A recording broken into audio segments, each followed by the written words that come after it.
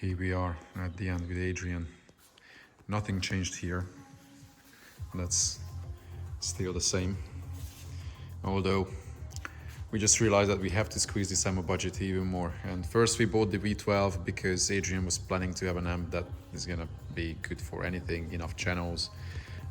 Because he had the micro precision tweeters to start with, and then we were thinking to add super tweeters to them. And then when, a few chapters ago, we were like, screw it. We put the Mundors in, and those tweeters do everything without making it complicated, and they do everything better. So we don't need that many channels. Plus, as yesterday some of you could see the update that we went a bit bananas with the Midbass install. We have to find a driver that's not as cheap on the ammo database as the good old 5 Series Midbass from Micro Precision. And that left us in a situation where the V12 will come out. It's fine, it's in brand new state, we installed it. I'm sure I will use it in something else, and then we will put in the V8 because that saves us 300 euros on the ammo data value base, which gives us enough budget for the Midbass. So the only thing that changed that Adrian took the bumper off while we were doing the Midbass with Eddie, and then he got rid of the flaps. We blocked this side, right? And then we have ring guard on the other side. Right? Block that side. Block that side, ring guard here. So no more flapping, no more bullshit. So again, that's a little thing, but that also makes the car having no buzzes, no noises. When you have just a bass note playing, it's just quiet, nothing. So that part is amazing. So people want to know what we did with the Midbass. Ooh, nice and shiny back. There you go. Okay. So on that side, you can't see anything. It's all done. We can't even pull that away now. I will just share a few pictures with you guys. Do you have any pictures of the progress while we were working? Okay, so Adrian is gonna share pictures on the Facebook Patreon group. Then I have a few pictures I took with the camera. But yeah, you can see now something is peeking there behind the pedals. So obviously we couldn't have literally any conventional speaker, because with the magnet into the cavity we could not fit it. Or actually the Micro Precision could have fitted in with the magnet in, but not deep enough, and then it wouldn't breathe because it would block the actual opening for the breathing. So there was literally only one speaker on the market. There's no other speaker on the market. Where are you going, Adrian? Huh? You're bringing the other set. Are you bringing the other set? You want me to bring it? Oh, you can. Yeah. Yeah. Adrian is going to bring, because we got 2 sets. I'm going to keep it on the shelf because it's a very practical speaker that I thought about trying so many times. Never got around it. And this is what was needed. A project where we had to use it. There was no other option. Yeah, good old Micro Precision is still in there. So, yeah, because of the pedals. The clutch, hang on, if I can show you. The clutch goes literally right by the side of it.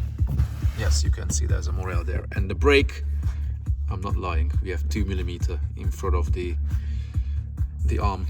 And that was pushed all the way till it literally, clicks till the end point of the brake. But it clears. It definitely clears, and you only ever push that brake all the way down in emergency. When you drive normally, you can never push it that far. With this, we still have 1.5 inch. When you have emergency stop, then you push it all the way, and then it clears. So we have the grill on the speaker, so there's not much to see now. And then Adrian brought me the piece. That's that beautiful Morel nanocarbon. Look at the depth of it. They say it's 17 mil that it needs at the back. We put it into a 15 mil ring and it clears. I mean on the bench. And then that's how much it is at the front. Overall, it's roughly, what, 40 mil-ish. A bit more than 1.5 inch. It's just, it's bonkers, honestly, how they designed it. It's somewhat similar to the shallow subs like JL makes or many of the shallow sub manufacturers, but they pushed it even further. It's just ridiculous. That was a 3-inch mid-range next to it on the bench, and then that was twice as deep. Yeah, that's the cool.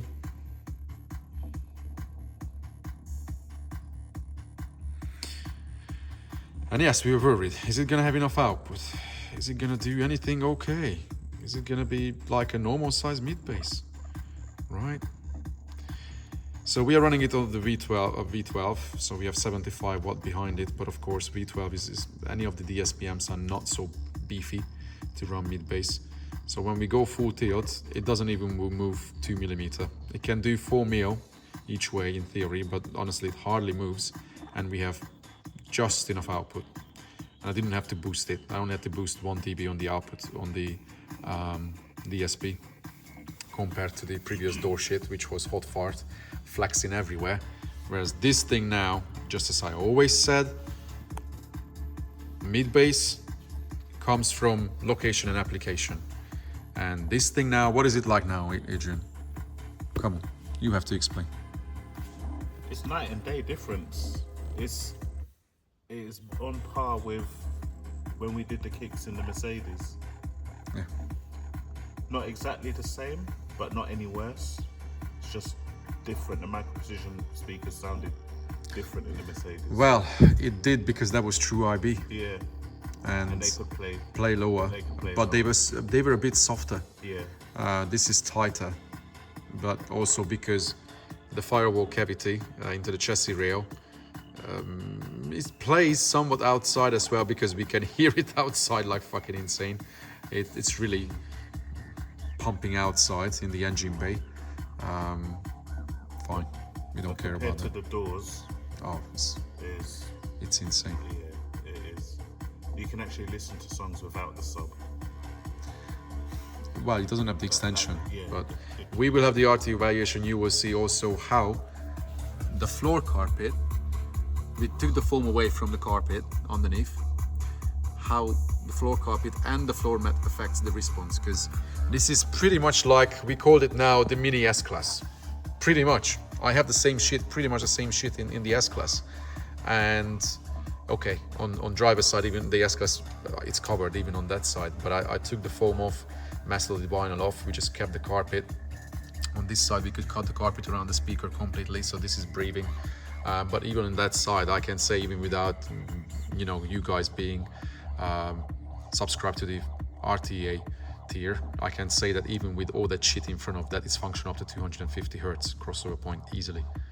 That's the crazy thing. This could be crossed up at 400 this way, and we don't have real major problems. It's tight and it's amazing, honestly.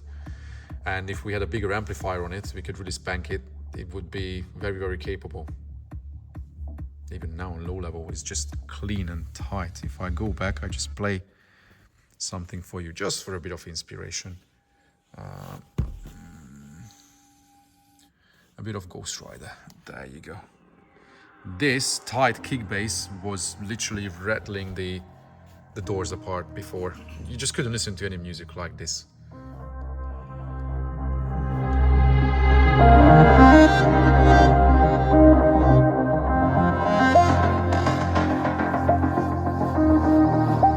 No sub. Sub is completely off.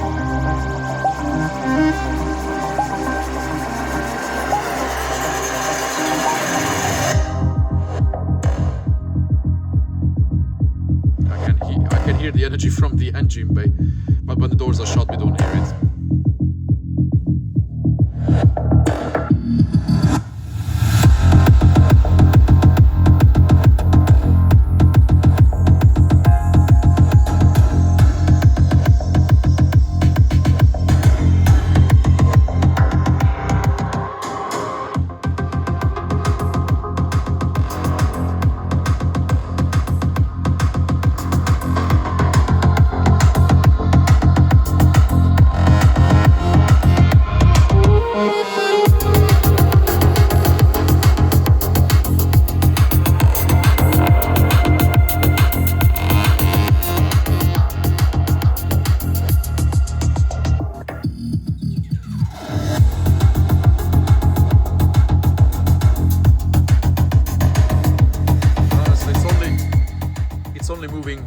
2.5 millimeter that we can squeeze out of the V12. And that's enough for pretty much most of the people. And then by the time we have the front sub as well, because now that shit is crossed at 45 electronically, yeah, that's a bit of a push. But the amp is not killing it. This way, this is okay. Also the competition preset where we can have a nice integration between this and the sub at the back. On daily, we have a bit more action. We have rear feel running. We have all sorts of things happening. Oh yeah, we were counting that this is now chapter 4, right? It's chapter 4 because chapter 1, you could see, guys, we had that nice real video as well that many people still munch on. When we did the mids on the dash, started the pillars, so Eddie could finish the pillars while the car was away. Plus, first chapter, we cut the boot. Yes. Then, second chapter was when I was away. So, second chapter, Eddie fitted the pillars and started the floor. Made the floor panel, mounted the amps, and started some of the wiring. But that was just a single day visit. Yeah. So by then we had 3 days. Yeah. Chapter 3 was when we made all this work. When we finished the wiring. And also, yeah, in the first chapter, we also mounted the doors in, mid-bass in the doors. But that was in those first 2 days. So chapter 3, when we finished the wiring and made it work, that was a single day. Yeah. Again, that was a single day, Yeah. right? So we were 4 days. 4 days in. Now we have chapter 4, 2 days, yesterday and today. So we are 6 days in. Yeah. I've never done such an efficient system to this level within such a short time. So that's when I thought to Adrian that actually we are pretty lucky with this car, because we didn't know it. No. Dash was easy. Yeah, the dash was easy. IB was easy. IB was done in that day when I did in the second day in the first chapter. That day started so shit for me because I couldn't do anything in the morning. I remember that I only started that. Power cut. We had power cut as well. I couldn't do anything with that after lunch only.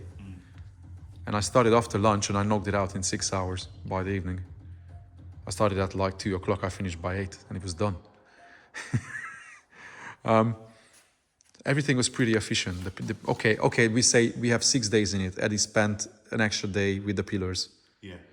So 6 days together. I don't count you really that you spent a man day. Yeah, you helped with bits and bobs. But from our side with Eddie, we have 12 plus 1 day when he finished the pillars.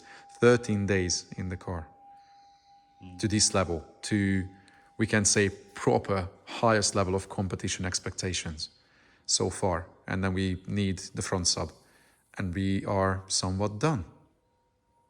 Front sub will be a bit more time consuming. 13 days, that's gonna take minimum 3 man days, labor days at least. Probably even more because that's gonna be a glove box, which is a lot of faff. That's really shit. It's not as easy as the floor one. Maybe that's gonna be another fabrication video for Eddie when we will get around doing a front sub box. And actually we will have to plan it in a way that you may have to leave the car. Because that won't happen in 2 days. Because of the curing time and everything, the whole process of finishing it and everything. Yeah. It's not such a quick job. Like Midbass now, honestly, I didn't even do much today. I joined in the afternoon because I had to tune Steve's car, so I only jumped on it at what, 3:30? Yeah. So Eddie left at 6. We finished it at around, installing it at around 6:30 ish. So I only spent 3 hours on it today. Eddie did most of it today. I only helped with bits and bobs in the morning. And we did more yesterday when we did the choppy in the really hot day. But yeah, this thing, guys, if this can be done on the left-hand driven one as well, this car might just be fucking awesome for competition and pure sound quality. Because you can do all of these things: solid mid-bass in the firewall, mid-range on the dash, and you don't have to pull the whole dash out for that. That sub was that easy. Amazing. And all the gear is also under the floor. You have so much room there. You could even stack amplifiers and then it would be even more space efficient. Yeah. Or you could have more crazy amplifiers and If you had larger amplifiers, yeah. you could still, just leave gap for the sub to play through the amps and whatever. You could have a lot of fancy stuff there. I was actually having daydreams the other day. I was thinking, how are we going to finish this? Because this is not symmetrical. Unfortunately, the sub is not in the middle and the layout is not, okay for my OCD levels. How will we finish it to make it pretty? And I was thinking actually we might have one big chunky piece of plexi covering it completely, but with some cutout pattern and whatnot, so the sub can play through, but your eyes are not going to focus on what's underneath. Yeah. If it makes sense. Yeah. You will just see a big chunky piece of plexi with some nice, frame and edge lit plexi, and then that can have a bit of a show effect very easily, because the panel that needs to go in here also is pretty simple. It's an oblong piece. Yeah. But yeah, now we are thinking too far ahead. When did we start it? May. End of May. What? A month ago. It was end of May. When we did the first chapter. May bank holiday. The last bank holiday in May. Fucking serious. That's when we started. A month ago. Yeah. Not even a month ago. No. Yeah. Monday and a Tuesday in bank holiday. Then I came back 1 week with Eddie when he was away. So we did it literally in a month. Yeah. In a month, in a couple of visits. And then before that, I did all the deadening. Yeah, of course you did pulling in most of the wires. You did deadening. You did your bit as well. Yeah. Of course. But where the car is now is stupid, and it's gonna be epic. If we were not limited to competing in scaled 4000 and all this installation assays, if this had high-end gear, this would be fucking bonkers. To be fair, we have similar situation in the Suzuki. That's why it's performing so well, because it's installed very similarly. Although we don't have IB, we have a box in it. That's easier to integrate without a front sub or anything like that. Yeah. And I don't have that much space down in the floor like you have. I have a bit less, but still, it's quite practical. Even in the Suzuki, even it's a tiny car. By the way, yes guys, just a hint, we will do some changes, pretty big changes in the Suzuki, because it's been almost 3 years since we did it for Mrs. and hasn't been much update on it, nothing. And that car deserves more, because it works just as great as this. So here we are, just a bit of inspiration for you guys, few little ideas, and potentially, if some of you are looking for a pretty good car for pure rescue, I think we can easily recommend this. Yeah, yours is also sporty, dual exhaust. It has nice juice. What's the most powerful version of this? The JCW that has 210, 215 brake force. This is 190. It's not much difference then. That's good. It's pretty good. That's enough for a little pocket rocket to fly with. I'll get it remapped to 250. What? What is it, 1.4? 1.6. turbo. A turbo does the trick. Oh, nice. And then it's efficient as well then. Yeah. So here we are guys, Adrian's competition car coming along. Some of you in UK will be able to hear it this season, here and there. He's a busy man, so he can't do all the rounds and can't do all the meetings, but we will definitely have plenty of occasions when this car will be on display, and hopefully we can push this car far so people can hear also a car that truly represents the PS sound philosophy, we can say, right? Location, application, tuning. But yeah, these